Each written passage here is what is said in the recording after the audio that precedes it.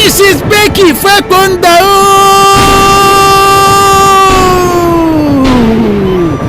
aya Raymond Fápọ̀ǹdà ìyá Eréwámirí ìyá Mudébáre ọmọ bàbá wa elder apostle Dr. F.A. Ìlúyọ̀mádé ọmọ ìyá wa òṣèré tíátà tí ń jẹ́ ìyá dáńkàndáńkàn abẹ́ ẹ̀dúpẹ́ òkú ayẹyẹ a ò fò ní dàrú ẹ nínú ìbànújẹ́ lásán ní abẹ́ ẹ̀dámúsòfáyọ̀ gbogbo ọjọ́ kẹwàá oṣù kẹfà ọdọọdún ó jẹ́ ọjọ́ pàtàkì tí ọmọ ológun yìí wá sáyé ìdílé olóríire ló tún gbà lọ ọ̀kan pàtàkì nínú ìdílé olóríire tí ń bẹ nílùú Ondo nídìílé bàbá wa elder apostle F.A. Ìlúyọ̀mádé torí wọ́n gbayì púpọ̀ ó tún fẹ́ lọ́kọ ìdílé olóríire ló tún yà sí bàbá ọkọ ẹ̀ Ìgbàrá Odò ìyá ọkọ ẹ̀ náà Ìdànrè ṣe wá rí i pé tọ̀tún tòsì ẹ̀ ibi ire ni Becky aya Fápọ̀ǹdà bó o ti wá sọdún yìí dandan ni kó o tún sẹ̀mí Becky aya Fápọ̀ǹdà ṣebí wọn lọmọdé yín jẹjẹ ogun ẹkínmọgùn ọmọ màtàláìtù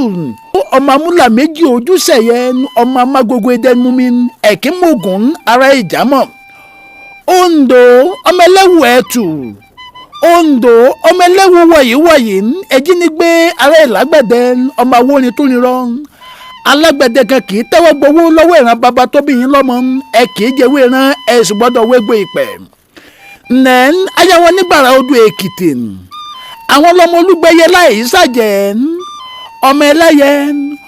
ẹlẹ́yẹ ṣe wẹ́yẹ̀wẹ́yẹ̀ ọmọ wa ọmọ ẹkùn láàfin ìyẹn nílé bàbá ọkọ tó fi ọ ìyá ọkọ rẹ̀ sì ni ọmọ wọn nídànrè nípínlẹ̀ Ondo Ìdànrè mọ̀jú ọ̀bà ọmọ amúgbàbúwó ọmọ oníbú owó àgbọ̀n àgbẹ̀ ọmọ apàdánjẹ ọmọ apàdánfòlàlà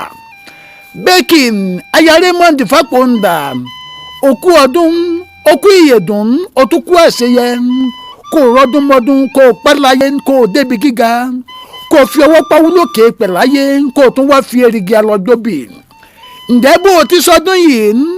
bàbá rẹ ìyá ọkọ àti bàbá ọkọ pẹ̀lú ọkọ alálùbáríkà tọ́lọ́run ọba fún ẹ àtàwọn ọmọ rí àtàtà pẹ̀lú gbogbo sabo staffs àtàwọn ọmọ ìjọ Jésù bámiṣe tèmi sí ànẹ́sì nílùú Ondo gbogbo wọn ló ń kí ẹ wọ́n ní inú àwọn dùn o ayọ̀ àwọn kún pé o tún lé ọdún kan sí lókè pẹ̀ lóde tòní ni wọ́n ṣe ń bẹ́ẹ̀ dámúsòfáyọ̀. ọlọ́jọ́ ìbí o òní lọ́jọ́ ìbí rẹ̀ ìjó ti yá sẹ́ ọlọ́jọ́ ìbí o òní lọ́jọ́ ìbí rẹ̀ Olúwa ti ṣe ọrọ́dún èyí o